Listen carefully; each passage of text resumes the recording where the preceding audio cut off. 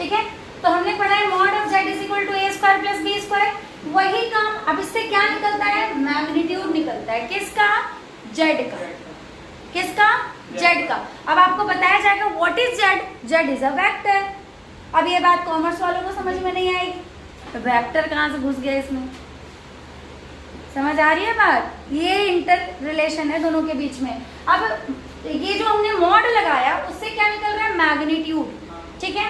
और लो मैं अगर ऐसे लिख दूं तो कोई दिक्कत है क्या, कोई दिक्कत है क्या, ये क्या लिख रही हूं, मैग्नीट्यूड किसका, a का। a क्या है, वेक्टर है जिसकी वैल्यू कुछ होगी x y z, मुझे उससे कोई फर्क नहीं पड़ता, जो भी होगी हम करेंगे बाद में। बट आपने ये फॉर्मूला समझा मैंने कैसे कैसे लिख दिया। यूनिट वेक्टर का फॉर्मूला होता है वेक्टर बाय मैग्नीट्यूड।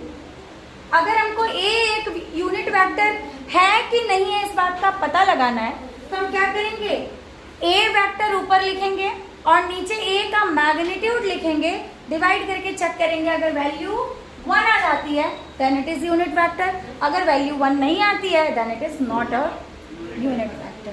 क्लैरिटी हो रही है।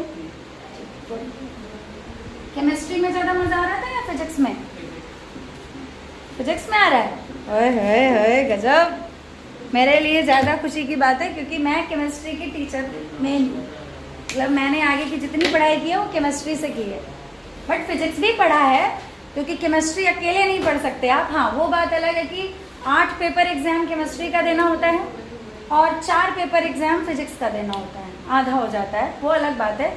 बट ऑनर्स केमिस्ट्री में, लेकिन मज़ा दोनों में इक्वल लाने की कोशिश करूँगी। वैसे बायो भी पढ़ लोगे तो वो भी इक्वल मज़ा ले आने की कोशिश करेंगे, बट कोई ना, अभी फिलहाल बायो मत घुसा देना। क्लियर हुआ, पक्की बात है। चलो आगे बढ़ते हैं, अगले टॉपिक पे आते हैं। आप जाओ ले आओ उनको, वो निकाला भी होगा नहीं निकाला होगा।